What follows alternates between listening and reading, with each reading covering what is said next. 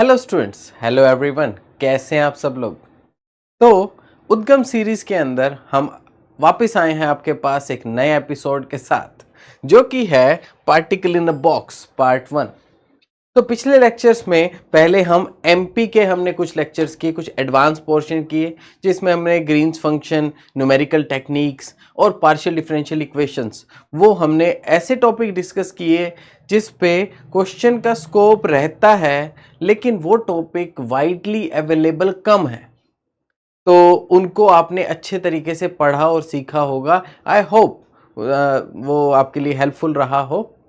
Now हम discuss करने वाले हैं about particle in a box. तो particle in a box quantum का एक ऐसा टॉपिक है जिसमें आप मान के चलिए कि नेट, गेट, जेस्ट, टीआईएफआर, इन 4 एग्जाम्स के अंदर अगर आप देखो तो आपके पास काफी बार इसके ऊपर क्वेश्चन आता है।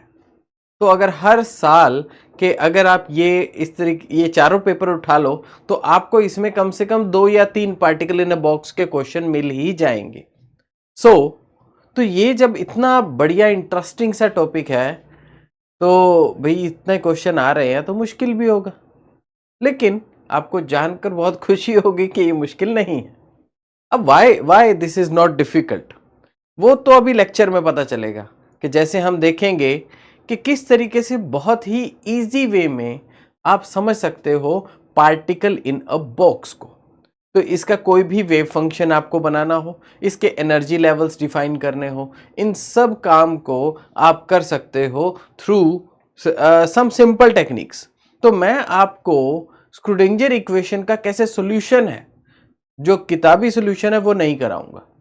मैं आपको बेसिकली बताऊंगा कि इसका वेव फंक्शन, पहली बात तो आप उसका एनालिसिस कैसे कर सकते हो, मतलब कैसे किसी सिचुएशन में आपका एक वेव फंक्शन बनता है। तो जैसे भी बॉक्स की आप डायमेंशंस देखो, उसके हिसाब से उसका वेव फंक्शन बनाना, प्लस उसकी एनर्जी डिफाइन करना, तो ये सब चीजें ये हम डिस्कस करेंगे इस वीडियो के अंदर। सो गाइस, तो नेट के लिए ये मान के चलिए कि ये लेक्चर एंड इसके बाद नेक्स्ट लेक्चर, लेक्चर नंबर 10, ये दोनों लेक्चर आपके बहुत ज़्यादा काम आने वाले हैं। इन दोनों लेक्चर्स के अंदर आप फाइंड आउट करेंगे कि पार्टिकल इन अ बॉक्स आप लगभग काफ़ी हद तक उसके क्वेश्चंस जो हैं वो करने लग जाएंगे, या काफ़ी हद तक उसका वेव फंक्शन बनाने लग जाएंगे। बाकी काम तो क्वांटम में बाकी नॉर्मल चीज़ें हैं, ठीक है। जो भी मान लो कभी एक्सपेक्टेशन लेना है, कुछ और काम करना है, लेकिन आपको सबसे पहले पार्टिकल इन बॉक्स का किसी कंडीशन का वेव फंक्शन बनाना आ जाए, सो that is one of the important thing. तो लेट्स स्टार्ट विद नाउ। तो हमें ये देखना है, ये आपके पास है particle in box and any arbitrary box के लिए उसका वेव फंक्शन क्या होगा, ये हम देखना चाहते हैं। सो ये दोनों चीजें हम डिस्कस करेंगे एंड नेक्स्ट लेक्चर में हम आएंगे हमारे प्रैक्टिस क्वेश्चंस के साथ, जिसके अंदर जो आपके प्रीवियस ईयर के काफी सारे क्वेश्चंस आए वो हम डिस्कस करेंगे। So guys, let's start.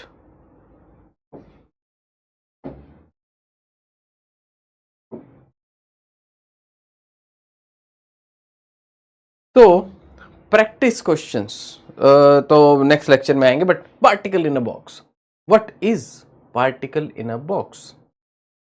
आपने कई बार सुना होगा कि think out of the box, think out of the box. तो what is out of the box? So पहले डिफाइन तो करो कि भाई व्हाट इज बॉक्स। तो बॉक्स को हम डिफाइन करते हैं, तो हम सबसे पहले बात कर रहे हैं कि वन डायमेंशनल बॉक्स,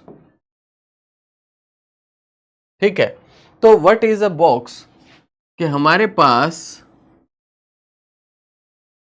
ये आपके पास स्पेस है एक्स, इस एक्सिस पे आप रिप्रेजेंट कर रहे हो, और यहां आप पोटेंशियल को रिप्रेजेंट कर रहे हो। सो आपके पास एक रीजन है जिसके अंदर ये एक पर्टिकुलर रीजन है,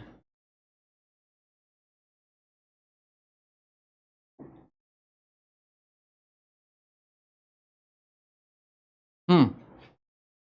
सो इस रीजन के अंदर आपका पोटेंशियल 0 है, ठीक है, इसमें पोटेंशियल आपका 0 है और यहां पर आपके पास ये पोटेंशियल इन्फिनिटी तक जाता है। अब यहां जो पोटेंशियल आपका 0 है और ये आपका पोटेंशियल इन्फिनिटी पे जा रहा है, सो आप समझ सकते हो कि भाई यहां जो पोटेंशियल 0 है, यहां पर वो एक फ्री पार्टिकल की तरह रह सकता है। लेकिन फ्री पार्टिकल रह के वो क्या करेगा, जाके इस वॉल से टकराएगा, इस वॉल से टकराएगा, वगैरह वगैरह, तो कुछ फिनोमिनाज यहां पर हैपन होंगे। तो हम देखते हैं कि अब जो पार्टिकल है वो आपका यहां रहेगा। So what is this? This is a kind of a box, जिसको हम कह रहे हैं वन डायमेंशनल बॉक्स। तो बॉक्स क्या होता है कि भी एक डब्बे के अंदर कोई सामान है, वो ना इधर जा सकता है, इधर डब्बे से बाहर, ना इधर डब्बे से बाहर, ना इधर ना इधर, कहीं भी वो डब्बे से बाहर नहीं जा सकता। तो उसको हम डिफाइन करते हैं बॉक्स। तो ये पार्टिकल इसके अंदर कोई है। अब वो जो पार्टिकल है, बाकी क्वांटम मैकेनिकल पार्टिकल है वो, क्योंकि बहुत छोटे लेवल पे है ये, तो उस छोटे लेवल के ऊपर ये पार्टिकल एक वेव फॉर्म में है। और अगर ये एक वेव फॉर्म के अंदर है तो आपके पास क्या है, ये इनफाइनाइट पोटेंशियल है, मतलब इसको क्रॉस करके वो पार्टिकल बाहर नहीं जा सकता। आपके पार्टिकल की जो एनर्जी है दैट इज फाइनाइट, और ये जो पोटेंशियल है दैट इज इनफाइनाइट। तो इस तरीके से आप डिफाइन कर सकते हैं what is a box. Now तो ये जो बॉक्स है आपके पास भाई, तो इसमें क्या सिचुएशन बनेगी? तो आपने कंसीडर किया है कि यहां पोटेंशियल 0 है और इधर पोटेंशियल जो है वो आपका इंफिनिटी है। ठीक है, एंड इस पॉइंट पे आपका, इस रीजन में आपका पोटेंशियल 0 है। तो ये है आपके पास रीजन 1, ये है आपके पास रीजन 2 और ये है आपके पास रीजन 3। ठीक है, so things work like this. अब क्या है, अब आपको बेसिकली रीजन 1, 2 और 3, इन तीनों रीजन के लिए स्क्रूडिंजर इक्वेशन लिखनी है। अब स्क्रूडिंजर इक्वेशन क्या होती है भाई? तो स्क्रूडिंजर इक्वेशन आप जब 1D स्क्रूडिंजर इक्वेशन लिखोगे, so that is second derivative of this wave function plus 2m by h cut square e minus v this wave function psi is equal to 0। ये गाइस आपके पास हो गया भी वेव फंक्शन। नाउ अब इसमें सबसे पहले आप बात करो रीजन 1 और 3 के बारे में। हमने बात किया रीजन 1 एंड 3, इधर 1 और उधर 3। तो यहां क्या है, ये आपके पास जो पोटेंशियल है ये इनफाइनाइट है। तो इसका मतलब क्या है, ये टर्म आपकी इनफाइनाइट हो गई। अगर ये टर्म आपकी इनफाइनाइट हो गई तो राइट हैंड साइड में तो 0 है। ये कैसे पॉसिबल है कि आपके पास अगर ये टर्म v इनफाइनाइट है तो ये टर्म 0 कैसे हो सकती है? तो यहां पर दो तरीके हो सकते हैं। पहला तरीका, या तो आपके पास जो एनर्जी है E ये भी इनफाइनाइट हो। तो अगर आपके पास इनफाइनाइट एनर्जी है तब कोई स्कोप बन सकता है कि किसी कंडीशन में हो सकता है E minus V, infinite minus infinite, इस तरीके का इनफाइनाइट हो कि इनफाइनाइट माइनस इनफाइनाइट आपका 0 आंसर दे रहा हो। ठीक है, तो या तो ऐसी सिचुएशन हो, कुछ इनफाइनाइट भी कई तरह के हो जाते हैं। ठीक है, not all the infinite minus infinite equal to 0, but some infinite minus infinite can give you 0। तो वो इंडिटर्मिनेट फॉर्म्स में आपने पढ़ा है कि समटाइम्स इनफाइनाइट माइनस इनफाइनाइट कोई क्वेश्चन है उसमें 0 आंसर आता है, कई बार नहीं भी आता, तो वो डिपेंड करता है। ओके, तो या तो ई इनफाइनाइट हो, लेकिन ई इनफाइनाइट आपका भैया, हम फाइनाइट एनर्जी में काम कर रहे हैं अभी, तो फाइनाइट है ई। तो अगर ई फाइनाइट है then only possibility is that आपका जो ई सॉरी ये जो साई वेव फंक्शन है, आपके पास जो साई वेव फंक्शन है दैट इज इक्वल टू 0। इसका मतलब भैया इन रीजन में पार्टिकल एग्जिस्ट ही नहीं करता, है ही नहीं। तो यहां पर भी पार्टिकल नहीं है, यहां पे भी नहीं है, बस यहां एग्जिस्ट करता है। सो आप इस चीज को अपने आप सोच सकते हो, एक बॉक्स है, बॉक्स में आपने एक बॉल डाली, तो वो बॉल जो है वो इधर एग्जिस्ट नहीं करती, क्योंकि वो उसको बॉक्स को फाड़ के वो बॉल बाहर नहीं जा सकती, कितना भी आप उसको हिला लो, और इधर भी बाहर नहीं जा सकती, तो इधर भी वेव फंक्शन आपका 0 है। अब जो बॉल जो अंदर है उसका अब वेव फंक्शन बनेगा। ठीक है, अब हम बात करेंगे कि भी ये तो हमने चलो रीजनिंग मैंने आपको बता दी, तो वो आप माइंड में रख सकते हो। अब हर चीज मैं यहां नहीं लिख रहा, बट आप उसको अंडरस्टैंड कर सकते हो एंड अपने नोट्स में आप उसे मेंशन कर सकते हो। अब बात कर रहे हैं रीजन 2, सबसे जरूरी, सबसे इंटरेस्टिंग रीजन 2। तो उसके अंदर आपके पास पोटेंशियल है 0। तो पोटेंशियल अगर v की वैल्यू मैं 0 रखूं, और साई जो है क्योंकि अभी 1 डायमेंशन में है तो फंक्शन ऑफ x ही है ओनली, तो आपके पास ये एक डिफरेंशियल इक्वेशन बन जाती है।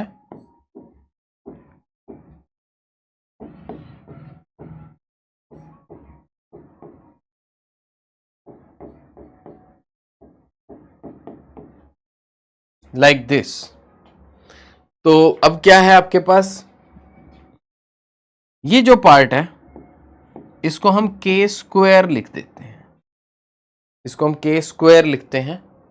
तो आपके पास ये डिफरेंशियल इक्वेशन कैसी बन जाती है, ये डिफरेंशियल इक्वेशन आपके पास बन जाएगी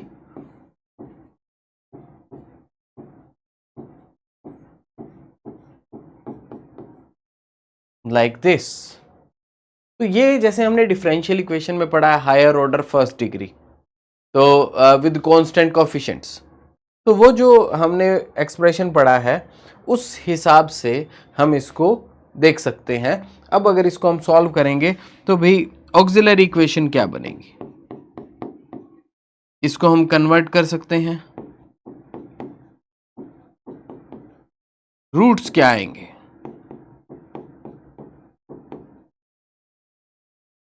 अब इसका कॉम्प्लीमेंट्री फंक्शन क्या बनेगा, जो कि इस केस में टोटल सॉल्यूशन ही है आपका, जो आपका जनरल सॉल्यूशन है वो ये आपका बनेगा। तो a e raise to the power iota k x plus b e raise power minus iota k x. ठीक है, सो आप इसको इस तरीके से भी लिख सकते हो, एंड इफ यू लाइक तो इसका जो हमारा लिखने का दूसरा मेथडोलॉजी है, सो दैट इज आप इसको लिख सकते हो C1 cos kx C2 sin kx like this.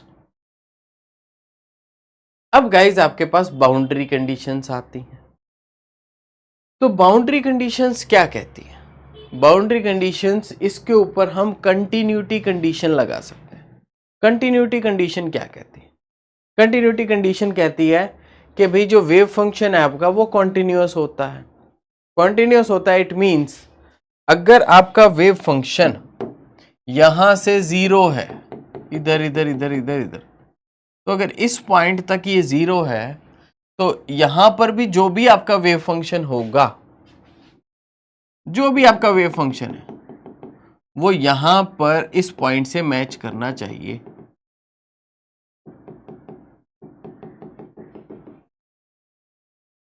समझे बात को, तो यहां हमें श्योरिटी मिल जाती है कि भाई इस पॉइंट पे तो 0 ही बनेगा।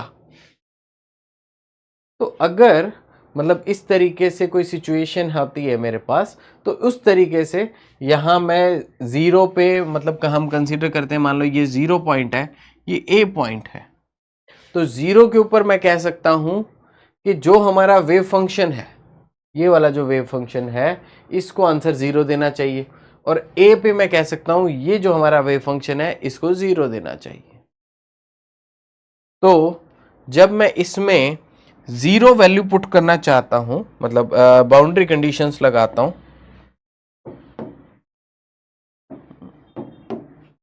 तो बाउंड्री कंडीशंस लगाते हुए पहली कंडीशन मैं कहता हूं कि जब आपके पास x इक्वल टू 0 है, देन आपका wave function should give you 0, ये बात है। तो अगर ये चीज मैं पुट करता हूं, तो ये कॉम्प्लीमेंट्री फंक्शन क्या है, ये वेव फंक्शन का आपका जनरल सॉल्यूशन है।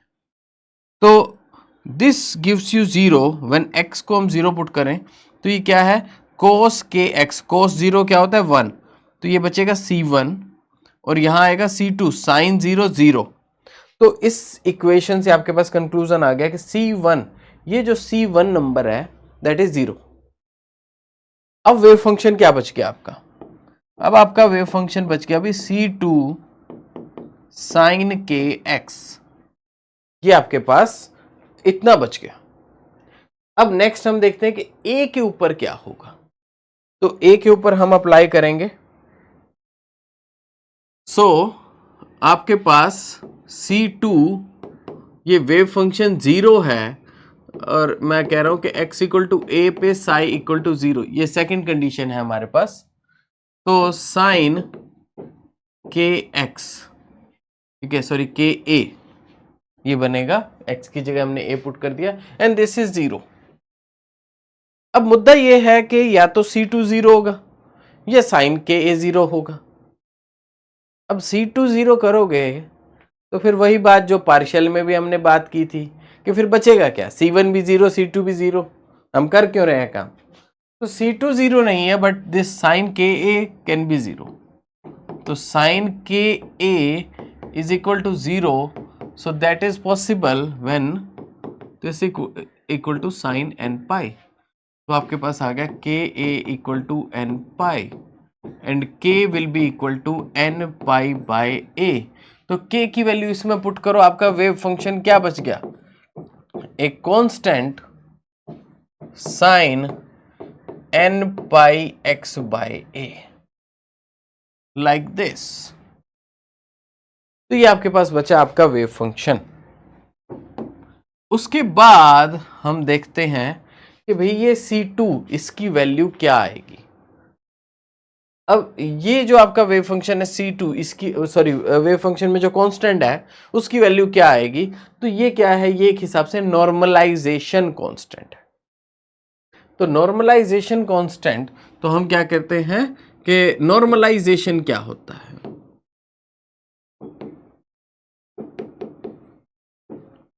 So let's discuss about normalisation. What is normalisation, कि आपको पता है कि किसी भी चीज की आप प्रोबेबिलिटी मेजर करोगे। सो व्हाट इज प्रोबेबिलिटी, आपकी किसी भी चीज की जो प्रोबेबिलिटी होती है वो आपकी सम टोटल ऑफ प्रोबेबिलिटीज 1 होता है। तो वैसे ही जब आप कह रहे हो कि आपका साई स्क्वायर, ठीक है, साई मॉडुलस स्क्वायर, तो ये आपकी प्रोबेबिलिटी डेंसिटी है भाई, मतलब किसी भी जगह पे आपके पास प्रोबेबिलिटी है, किसी ना किसी रेंज में आप प्रोबेबिलिटी डिफाइन कर सकते हो। नाउ तो अगर आप देखोगे कि जो भी आपके पास प्रोबेबिलिटी है, अगर आप पूरे स्पेस में सारी प्रोबेबिलिटी देखो तो क्या आंसर आएगा, तो आपके पास 1 आना चाहिए। So that's it. हम देख रहे हैं कि नॉर्मलाइजेशन क्या कहता है कि अगर Sai star into Sai D x, ठीक है, तो यहां मैं थोड़ा सा इंप्रोवाइज कर सकता हूं like this, minus infinity to plus infinity. अगर मैं ये करूं और यहां पर मेरे पास जो इसका कांस्टेंट है c2 स्क्वायर, तो ये c2 जो है वो इसके साथ भी था इसके साथ भी था, तो इसका मैंने स्क्वायर लिख दिया। So this must be equal to 1। Now भी ये फंक्शन जब हम पुट करते हैं, सॉरी पहले हम c2 नहीं लिखेंगे, पहले हम नॉर्मल यही वेव फंक्शन लिखेंगे, बाद में जब हम इसकी वैल्यू पुट करेंगे तब हम यहां c2 लिखेंगे, ठीक है। So this is minus infinity to plus infinity and ये आपके पास बन जाएगा sine square n pi x by a dx। इसको जब हम सॉल्व करेंगे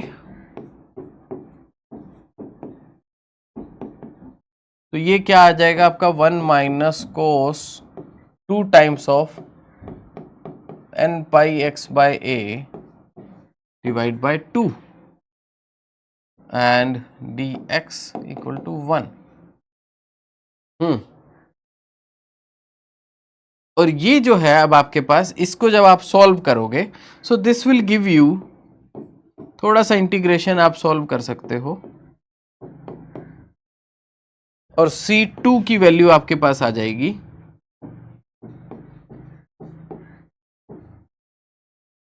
लाइक दिस। इससे आपका वेव फंक्शन बन जाएगा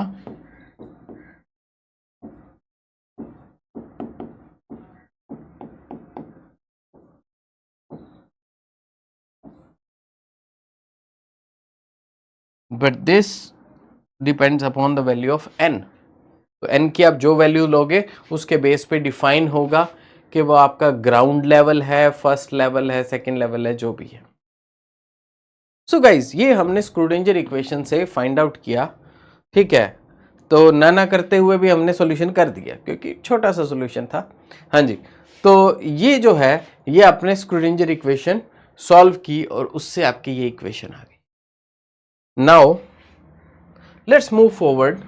अब हम इसको इंटरप्रेट करते हैं, और ये पार्ट सबसे इंपॉर्टेंट पार्ट है। अगर आप ये पार्ट को प्रॉपरली समझ लोगे तो ये आप मान के चलो कि आपको जो कंपटीशन पॉइंट ऑफ व्यू से जो क्वेश्चन आपको सॉल्व करने हैं, उसके लिए आपको ये चाहिए जो अभी हम डिस्कस कर रहे हैं। नाउ भी हमने पार्टिकल इन अ बॉक्स को सॉल्व कर लिया, उसकी इक्वेशन हमें पता चल गई। तो अब क्या है आपके पास? अब आपके पास एक बॉक्स हम यहां ड्रॉ करते हैं,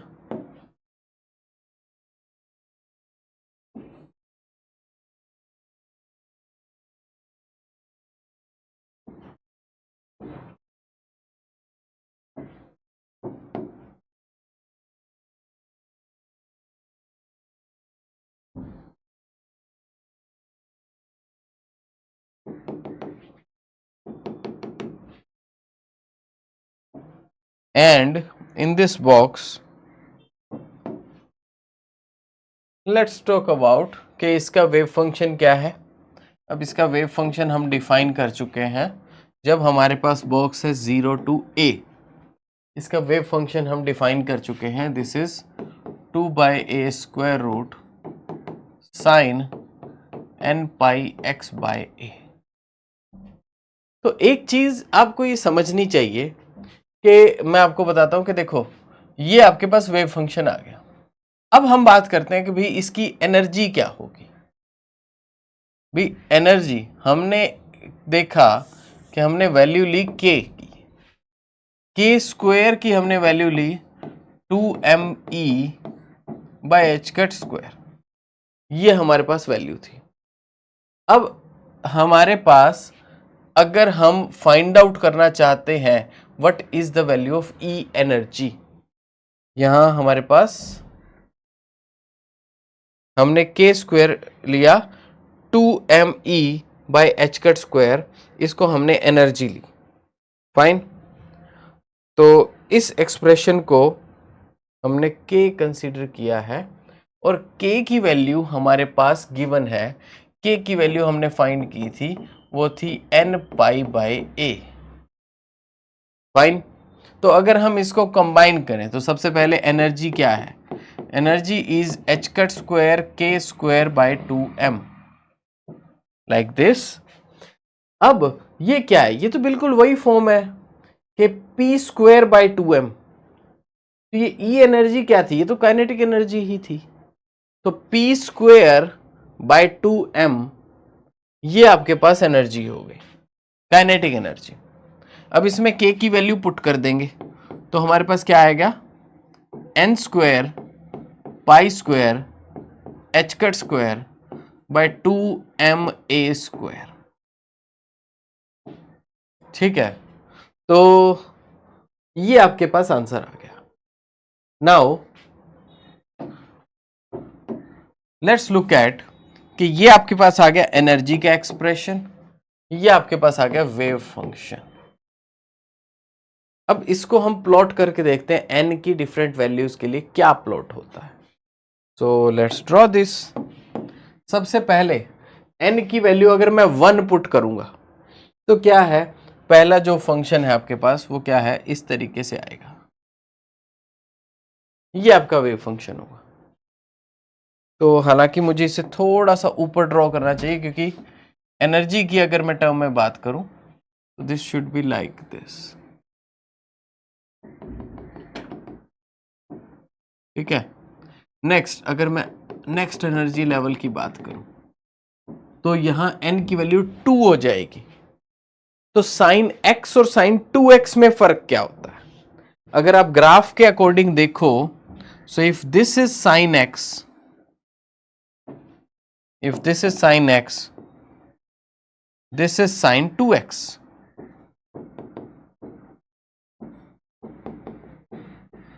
तो यहां पर जब कोई नंबर मल्टीप्लाई होता है ना तो वो श्रिंक कर जाता है। अब यहां पर अगर 3 मल्टीप्लाई करूंगा तो ये इसका तीसरे हिस्से में श्रिंक कर जाएगा।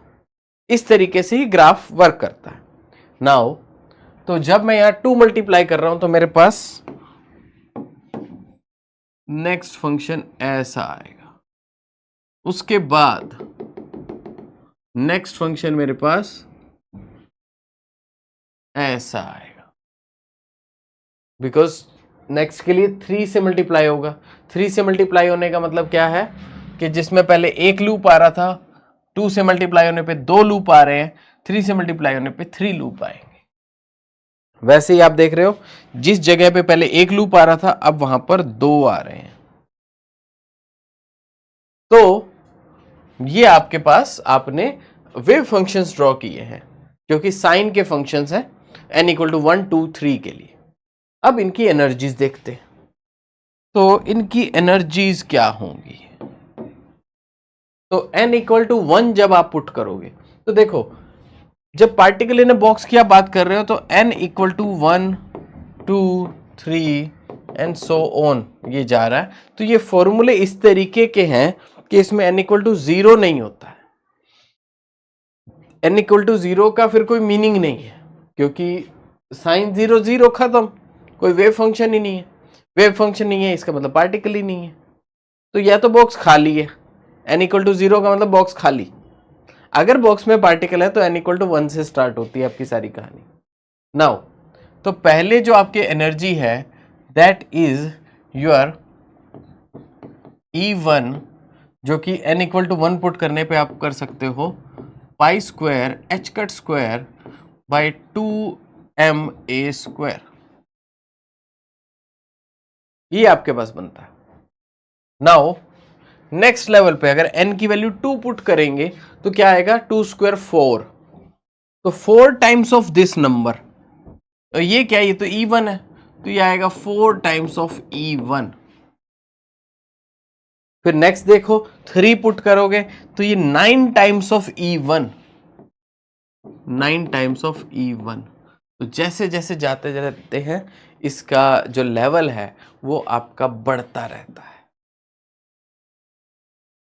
सो इन दिस वे आप देखोगे कि आपके जो वेव फंक्शन है और उसके एनर्जी लेवल्स हैं वो हमने फाइंड आउट कर लिए, वो हमने ड्रॉ कर लिए। अब मुद्दा ये है कि भैया एक छोटा सा नॉलेज का पॉइंट कि कोई वेव फंक्शन आखिर होता क्या है, भाई मतलब क्या है वेव फंक्शन का? प्रोबेबिलिटी कह रहे हैं हम, तो ये प्रोबेबिलिटी है क्या? तो ये वेव फंक्शन ऐसा है, इसका मतलब क्या है? तो अगर मतलब सोचोगे तो बहुत सारी चीजें समझना आसान हो जाता है। कैसे? Let's do this. अब इसका ये मतलब है कि मान लो जो बॉक्स है, बॉक्स जब तक बॉक्स क्लोज है तब तक उसके अंदर पार्टिकल क्या है, वो वेव फॉर्म में है। वो इधर चला, मैं उधर चला, ठीक है, तो वो इधर जा रहा है, जो कि जैसे हमने ये वेव फंक्शन देखा था। एक पोर्शन होता है e power iota k x, दूसरा है e power minus iota k x. एक प्लस के है और एक माइनस के है। तो प्लस और माइनस, अगर आप प्लस इस डायरेक्शन को ले रहे तो माइनस ये डायरेक्शन है।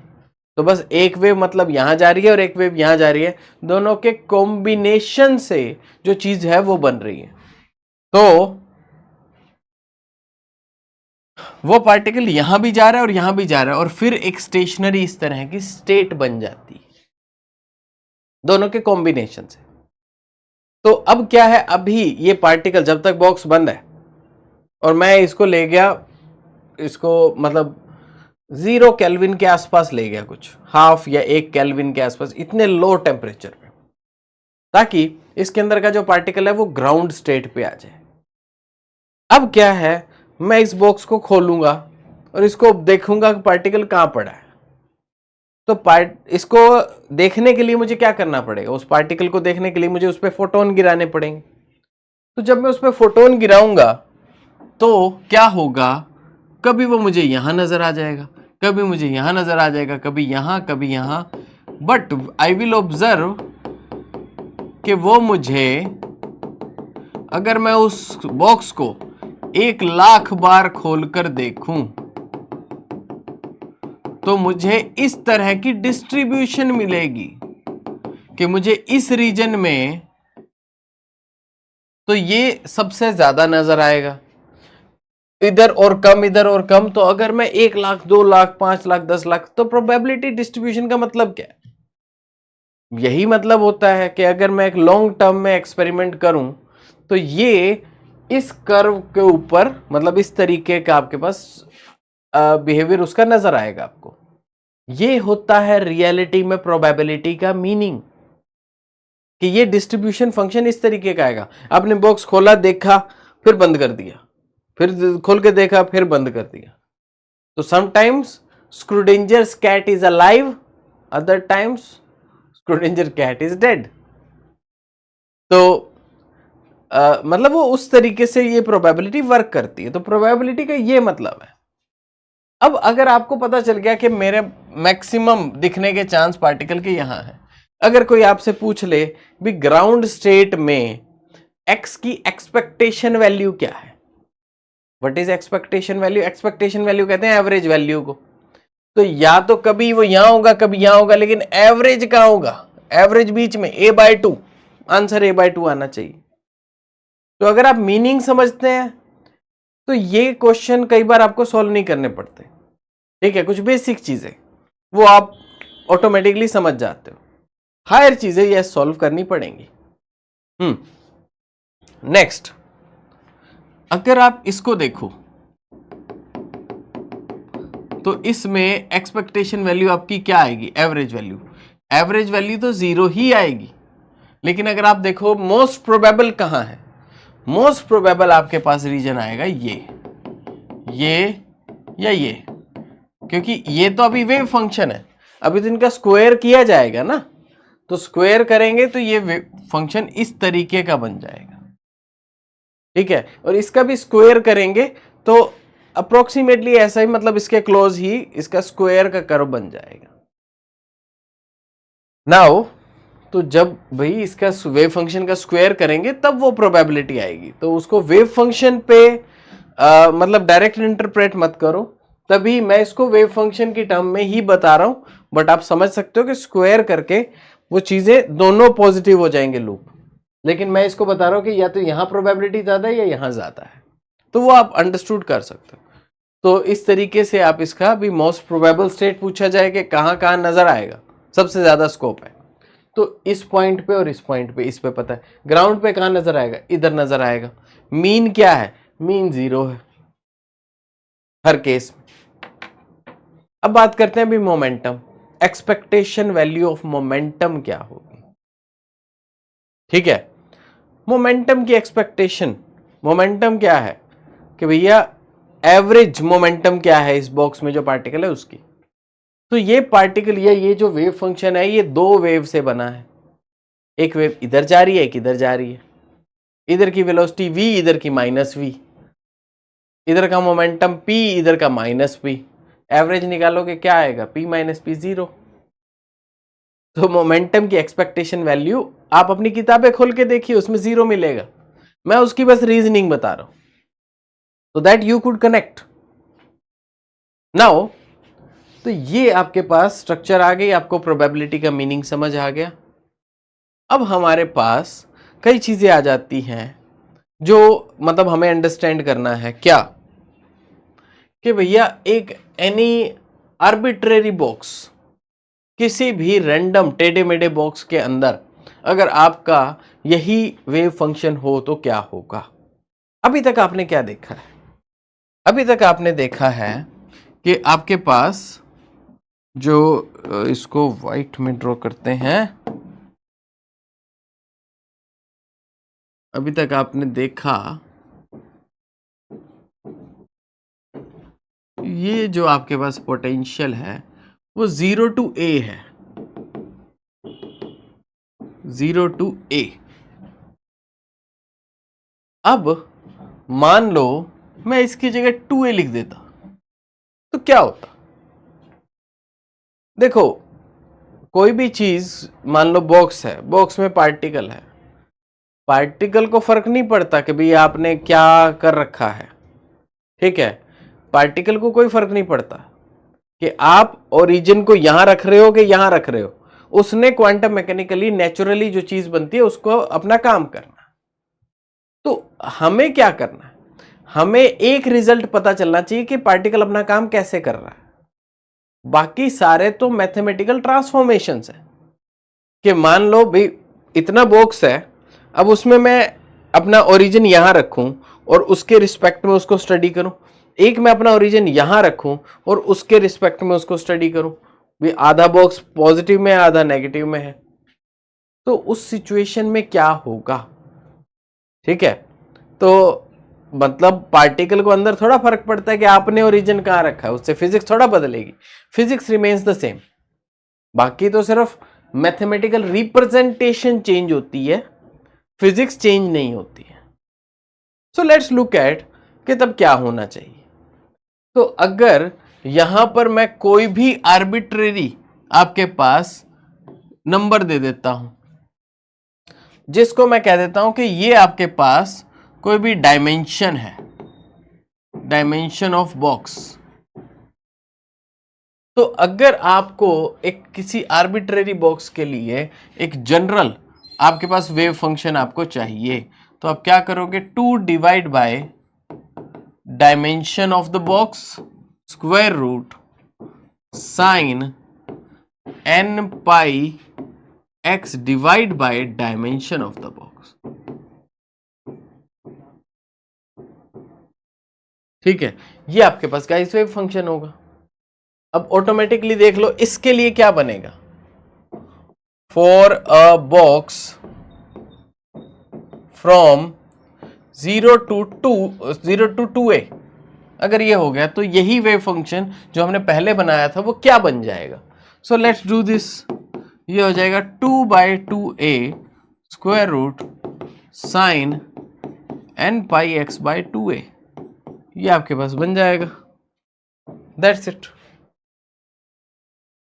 नेक्स्ट थिंग, अब ये था 0 टू 2a, ठीक है। Dimension width of the box क्या है, तो आप डायमेंशन ऑफ द बॉक्स कह लो या width of the box, same चीज, ठीक है, क्योंकि 1D बॉक्स है। डायमेंशन ऑफ द बॉक्स या width of the box are the same thing. तो उसका मीनिंग आप वो समझ सकते हो नाउ। तो इस तरीके से जो भी हो वो यहां पर लिखो और यहां पर लिखो, तो वो आपके पास उसका नॉर्मलाइज्ड वेव फंक्शन आ जाता है। दूसरी बात भाई, इसकी एनर्जी क्या होगी, मतलब 0 टू 2a का बॉक्स मैंने कर दिया, इसकी एनर्जी क्या होगी? एनर्जी आपके पास वैसे क्या होती है, n square pi square h cut square by 2m a square. तो जहां पर a स्क्वायर था वहां पर आप कहो कि डायमेंशन का स्क्वायर, जो आपके पास डायमेंशन है, तो ये क्या हो जाएगा, n square pi square h cut square by 2m। अब ये 2a है तो 2a स्क्वायर, बस हो गया काम। तो किसी भी टेढ़े मेढ़े एरे गहरे बॉक्स के लिए you can find its wave function and energy, just आपको बॉक्स की डायमेंशन पता हो, बात खत्म।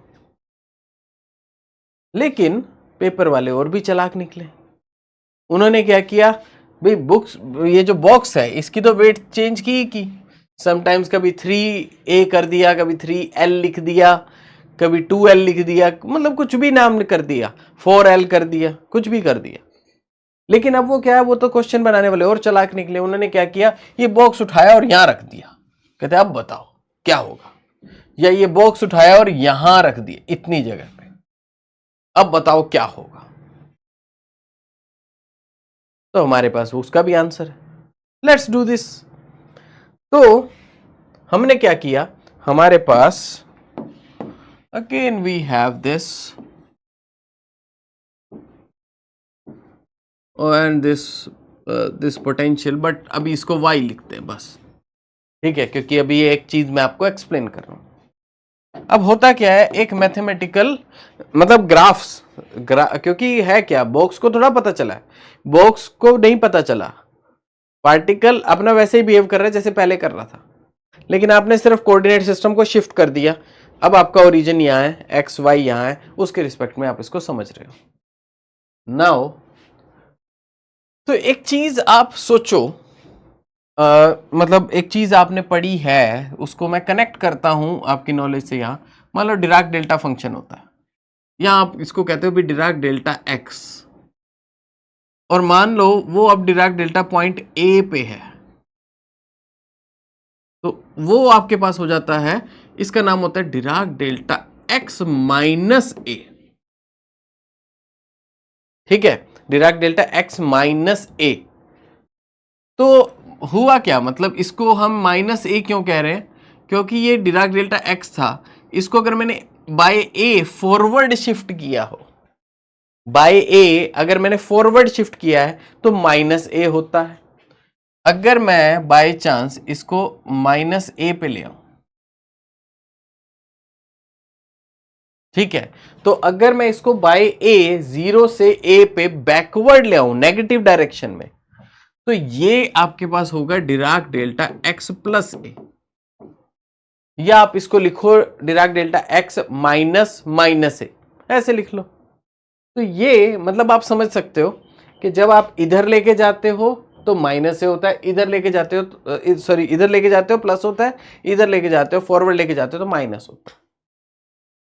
ओवरऑल आप इसको अपने आप मैच भी कर सकते हो, क्योंकि जो इसकी वैल्यू थी, मान लो ये जो फंक्शन है इसकी वैल्यू जीरो पे इंफिनिटी जाती थी, तो ये जो है अब वो वैल्यू ए पे इंफिनिटी जाती है, तो एक्स की वैल्यू ए पुट करने पे तो डेल्टा जीरो आ जाता है, जो कि एक्स जीरो पे था।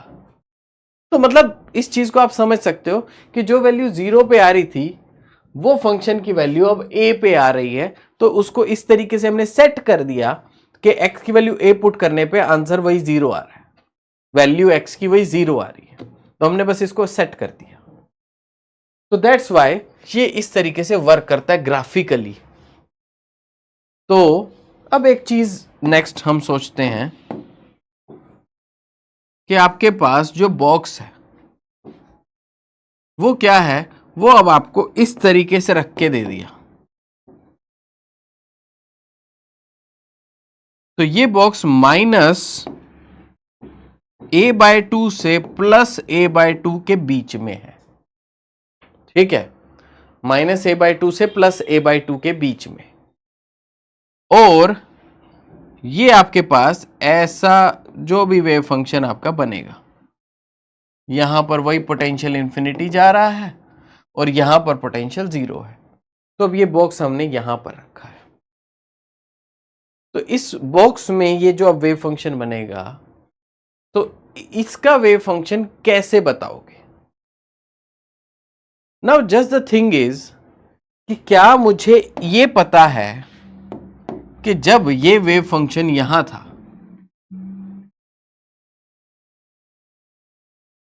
जब ये जीरो से ए पे था, वो तो इस बॉक्स को जो पूरा का पूरा बॉक्स है या इसमें जो भी वेव फंक्शन है उनको मैंने यहां शिफ्ट किया पीछे, कितने अमाउंट से, जो चीज जीरो, जो कोना जीरो पे था उसको मैं माइनस ए बाय टू पे ले आया। तो ये बात होगी क्लियर। तो भाई इस केस में वेव फंक्शन क्या था, ठीक है, अगर मैं बात कर रहा हूं जीरो टू ए, मेरा वेव फंक्शन क्या था,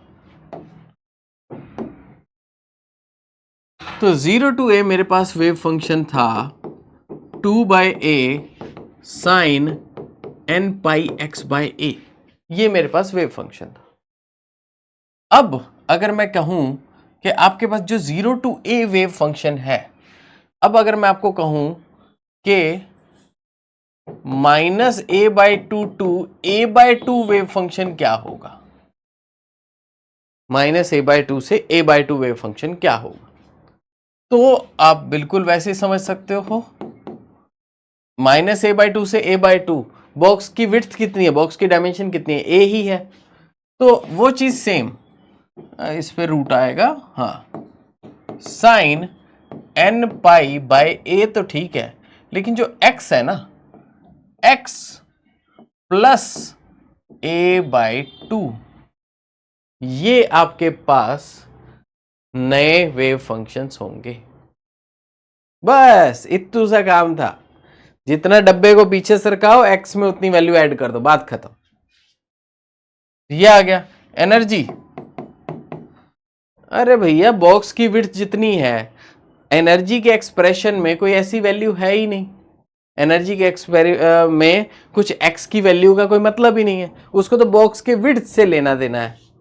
तो बॉक्स की विड्थ अगर सेम है तो कोऑर्डिनेट तो हमने रखा है ना कि ओरिजिन कहां पे होगा, वो तो हमारी मर्जी है।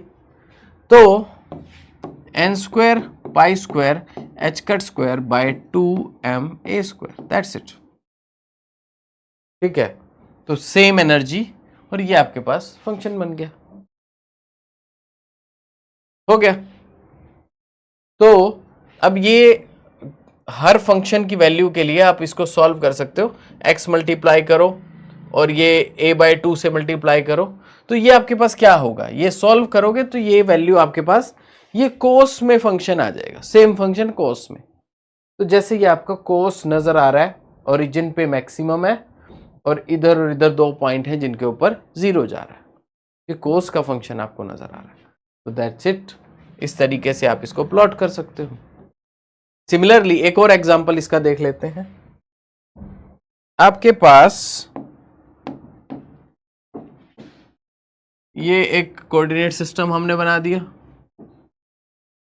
नाउ आपको फाइंड आउट करना है, अगर एक बॉक्स है आपके पास, वो बॉक्स है -l से l,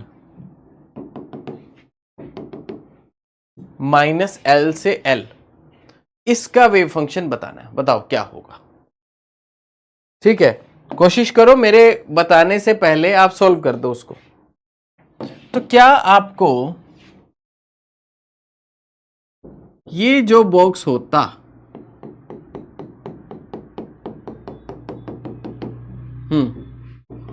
ये जो बॉक्स होता फ्रॉम 0 to 2l, इसके अंदर का वेव फंक्शन पता था भी, इसके अंदर का जो भी ग्राउंड स्टेट है, हायर है और हायर है, इसके वेव फंक्शन हमें पता है क्या है। तो अगर मैं आपको बात कर रहा हूं कि 0 to 2l, तो वेव फंक्शन इसका हमने फाइंड आउट किया था 2/2l² साइन n पाई x/2l। ठीक है, ये हमने फाइंड आउट किया था पहले। और इसकी एनर्जी क्या थी, एनर्जी इसकी थी n² π² h² बाय 2m2l², जो भी डायमेंशन है उसका स्क्वायर। वैसे ही अगर मैं -l इस बॉक्स के लिए वेव फंक्शन बनाऊं तो क्या होगा। सिंपल सी बात, आपका ये जो बॉक्स है इसको आप L से पीछे सरका रहे हो, तो आपके पास जो नया फंक्शन है, मतलब ये जो साइन है, इसको L से पीछे सरकाओ तो ये कोस बन रहा है यहाँ पे। ठीक है, तो लेकिन अब हम इसको करके देखेंगे, ऐसे अपने आप जजमेंट नहीं करेंगे। सो 2/2l, ये जो इसका फंक्शन है sign n pi bye 2l, ये तो ठीक है, लेकिन x में x प्लस l हम कर देंगे, x में x प्लस l, क्योंकि वो पीछे सरका है ना, वो बस इसको आप सिंप्लीफाई कर दो। अब ये क्या है, इसको अगर मैं मल्टीप्लाई करूंगा तो ये एक तो बन जाएगा n पाई x/2l, ये बन जाएगा, प्लस जब l मल्टीप्लाई होगा तो ये आएगा आपके पास n पाई एक्स बाय 2, ये आपके पास आ जाएगा। Now depending upon the value of n, ठीक है, आपके पास सॉरी x नहीं आएगा, x नहीं आएगा, n पाई बाय 2। तो now depending upon the value of n, ये डिसाइड करेगा कि अगर n की वैल्यू 1 है तो पाई बाय 2 का डिफरेंस हुआ, मतलब साइन का कोस चेंज होगा। अगर n की वैल्यू 2 है तो ये पाई का चेंज हुआ है, जिससे साइन साइन रहता है, पाई के चेंज से साइन साइन रहता है, ठीक है, जस्ट माइनस साइन हो जाता है, बट उसका क्योंकि हम स्क्वायर लेने वाले हैं उसका हमें कोई ज्यादा फर्क नहीं पड़ेगा। सो इन दिस वे आप किसी भी बॉक्स का, ठीक है, तो सबसे पहले हमने क्या देखा, लेट्स रीडिस्कस दिस अगेन। इस पूरे लेक्चर को हम एक बार समराइज करते हैं। तो हमने डिस्कस करना था कि पार्टिकल इन अ बॉक्स का वेव फंक्शन क्या होता है, फिर उसको किसी भी रैंडम बॉक्स के लिए ड्रॉ आप कैसे कर सकते हो। तो वो क्या है, आपके पास 1D बॉक्स के लिए ये इक्वेशन है, रीजन 1 और 3 के लिए आपके पास, क्योंकि पोटेंशियल इंफिनिटी है, आइदर एनर्जी इंफिनिटी होनी चाहिए या वेव फंक्शन जीरो होना चाहिए। वेव फंक्शन जीरो हमने चूज कर लिया क्योंकि एनर्जी इंफिनिटी नहीं हो सकती। दूसरी चीज, फिर आपने इसको सॉल्व किया, इसको के स्क्वायर रखा, इसका डिफरेंशियल इक्वेशन बनाई तो ये बन गया, या इसको कोस और साइन में लिखा तो ये बन गया। अब इसकी बाउंड्री कंडीशंस हमने अप्लाई की, पहली बाउंड्री कंडीशन से C1 0 आ गया, तो ये पहला पोर्शन जीरो खत्म हो गया। फिर आ गया सेकंड पोर्शन, सेकंड पोर्शन के लिए हमने इसको पुट किया a, x को a पुट किया, तब भी वेव फंक्शन जीरो होना चाहिए। उससे हमारे पास k की वैल्यू आ गई, k की वैल्यू हमने पुट की और ये हमारे पास वेव फंक्शन आ गया। अब C2 की वैल्यू के लिए हमने नॉर्मलाइज किया, नॉर्मलाइज करके C2 की वैल्यू आ गई, ये टोटल वेव फंक्शन बन गया। उसके बाद हमने क्या किया कि इसकी एनर्जी फाइंड आउट करनी थी, तो वेव फंक्शन हमें मिला हुआ था, ये हमें एनर्जी मिल गई for value of n equal to 1 2 3 वगैरह वगैरह। उसके साथ साथ हमने इसके वेव फंक्शन प्लॉट किए एंड इसके वेव फंक्शन को इंटरप्रेट किया कि इसका मतलब क्या है। ठीक है, कि अगर आप इनफाइनाइट टाइम्स बॉक्स को खोल रहे हो, हर बार आपको अलग अलग जगह पर वो मिल रहा है, ठीक है, लेकिन वो होगा, मतलब उसकी अगर एवरेज निकालोगे तो एवरेज में वो कहां पता चलेगा, तो कभी यहां कभी यहां, तो एवरेज तो ये आएगा ना बीच की वैल्यू। तो दैट्स इट। अब इसके बाद हम आगे बढ़ते हैं। तो मैंने आपको एक और चीज बताई कि जब जैसे साइन एक्स है तो जो भी नंबर मल्टीप्लाई करते हैं तो ये ग्राफ अगर प्लॉटिंग आपको आती है, सो दैट इज वेरी इजी, तो वो उतना श्रिंक कर जाता है। तो जब ये साइन एक्स है तो ये ऐसा अगर बन रहा है तो 2x करने पे इतनी जगह में 2 लूप आ जाएंगे, 3x करने पे इतनी जगह में 3 लूप आ जाएंगे, इस तरीके से। नाउ नेक्स्ट चीज फिर हमने देखी कि अब हम देखना है कि किसी भी आर्बिट्रेरी बॉक्स के लिए, तो आर्बिट्रेरी बॉक्स में 2 स्टेप हमने स्टडी किए। पहला स्टेप, अगर बॉक्स की डायमेंशन चेंज कर दी जाए तो बॉक्स की डायमेंशन अगर चेंज कर दी तो हमने क्या किया कि ये मैंने एक आपको जनरल फॉर्मूला दे दिया, ठीक है, तो ये आपके पास general formula for wave function है और ये आपके पास जनरल फॉर्मूला फॉर एनर्जी है, दैट्स इट। तो बॉक्स की जो भी डायमेंशन है हमें उससे लेना देना है, कहाँ पड़ा है कैसे पड़ा है हमें कोई मतलब नहीं है, तो ठीक है, मतलब एनर्जी के लिए। और तो इस तरीके से हम ये दोनों फाइंड आउट कर सकते हैं। देन हमने क्या किया, मैंने आपको एक चीज बताई कि उसको आगे शिफ्ट करते हैं तो इस तरीके से लिखा जाता है, पीछे शिफ्ट करते हैं तो इस तरीके से लिखा जाता है, और ये चीज आपने की हुई है। नाउ तो हमने क्या किया, बॉक्स का ये जो जीरो, ये पॉइंट पकड़ लो, जीरो वाला पॉइंट, इसको मैं उठा के -a/2 पे ले आया। तो जब ये मैंने इसको सरकाया है पीछे की तरफ, तो ये मैं x को चेंज कर दूंगा x + a/2 से, फाइन, क्योंकि फिजिक्स चेंज नहीं होती है। एंड दैट्स इट, हो गया आपके लिए सॉल्यूशन। तो उसके बाद फिर हमने एक एग्जांपल लिया, कि एक एग्जांपल हमने यहां लिया था कि 0 to a बॉक्स है, तो वो अगर मैं शिफ्ट करूंगा तो वो -a/2 to a/2 बॉक्स बनेगा। और अगर मेरे पास कोई और बॉक्स है जो कि 0 to 2l बॉक्स है, उसको मैं शिफ्ट करूंगा तो -l से l बनेगा, ठीक है। तो इस तरीके से कोई भी बॉक्स क्रिएट किया जा सकता है, उसके लिए वेव फंक्शन फाइंड आउट किया जा सकता है, फिर उसको शिफ्ट करके उसके लिए फाइंड आउट किया जा सकता है। And the process is same, x plus that quantity जिससे आपने पीछे की तरफ उसे शिफ्ट किया है। और जो एनर्जी है, एनर्जी को तो और कोई लेना देना नहीं है, उसको तो सिर्फ इस 2l से लेना देना है। तो एनर्जी यहां और यहां आपकी सेम होंगी, क्योंकि बॉक्स की डायमेंशन सेम है, बॉक्स वहीं पड़ा है, ओरिजिन हमने सरकाया है, हमारे रिस्पेक्ट में वेव फंक्शन की इक्वेशन चेंज हुई है, ठीक है, लेकिन पार्टिकल की जो एनर्जी है वो वही है, सारा सिस्टम वही है, उसका वेव फंक्शन वही है। सो गाइज, अब एक अगर आप पार्टिकल इन अ बॉक्स को ध्यान से देखो, ठीक है, दिस थिंग, ऐसी चीज आपने कहां देखी है? ऐसी चीज मतलब this is just the closing remark I am giving, last concept of this lecture, कि ये चीज आपने कहां देखी है? ये चीज आपने देखी है स्टैंडिंग वेव्स में। Standing waves, an object open at sorry closed at both and, दोनों तरफ क्लोज है, एक वेव जाती है, टकराती है, फिर वापस आती है, फिर टकराती है, फिर वापस आती है। तो ये जो सफर है, क्योंकि दोनों तरफ वेव जा रही है, उनके कॉम्बिनेशन से बन रहा है। तो जब उनके कॉम्बिनेशन से आपके पास एक स्टैटिक सा स्ट्रक्चर सा बन रहा है, वो स्टैटिक स्ट्रक्चर आपका क्या है, जिसको हम स्टैंडिंग वेव कहते हैं। तो तभी तो ये पार्टिकल इज अ वेव। इसका मतलब क्या है कि जी जैसा यहां पर वेव बिहेव कर रही थी वैसा ही पार्टिकल बिहेव करेगा, क्योंकि डब्बा बंद करने के बाद पार्टिकल इज अ वेव, ठीक। तो मतलब when you are not observing it then it's a wave, तो उसका एक स्प्रेड है। जब आप उसको फोटोन गिर गिर के टारगेट करते हो, ऑब्जर्व करने की कोशिश करते हो, तब वो क्या है, उसका स्प्रेड एक बार खत्म हो जाता है, एक बार उसका वेव फंक्शन कोलैप्स हो जाता है, तब वो पार्टिकल फॉर्म में आता है। तो ये क्वांटम मैकेनिकल नॉर्मल इंटरप्रिटेशंस हैं जो हम समझ सकते हैं। तो वैसे ही जैसे वेव, दो अगर वॉल्स के बीच में वेव हो तो वो कैसे बिहेव करेगी, उसी तरीके से पार्टिकल को भी जब अलाउ किया कि भैया रह ले वेव की तरह, डब्बा कर दिया बंद, कोई तेरे को अब ऑब्जर्व नहीं करेगा, तो वो किस तरीके से रहेगा, वो इसी तरीके से रहेगा। और ये सारा एक्सप्रेशन स्क्रूडिंजर वेव इक्वेशन, ठीक है, मतलब वो क्या है, वो एक हिसाब से वेव इक्वेशन ही है। अगर आप सेम एक्सप्रेशन चाहें तो बहुत इजीली आप स्टैंडिंग वेव के फिनोमिना से भी इसका सारा मतलब जो एक्सप्रेशन है वो डिराइव कर सकते हैं। But that is not for the scope कि अभी हम नेट के एग्जाम के अंदर ये फैंसी चीजें कवर करने की सोचें, बट स्टिल आपको इंसाइट देने के लिए कि चीजें बहुत सिंपल है, बस फिजिक्स को आपस में क्रॉस लिंक करते जाओ तो आपको बहुत चीजें ऐसी सीखने को समझने को मिल जाएंगी।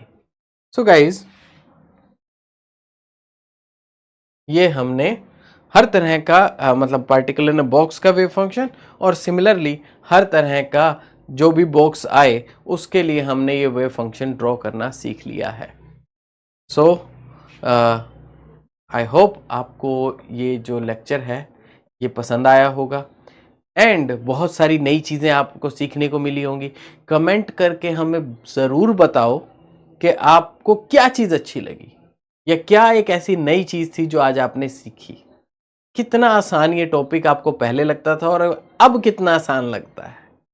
तो ये सब चीज़ें, क्योंकि इससे हमारा भी हौसला बढ़ता है और आपके फीडबैक से हम ये आइडिया लगा पाते हैं कि फ्यूचर में हम आपको और क्या क्या प्रोवाइड करें। So have a good day, bye bye.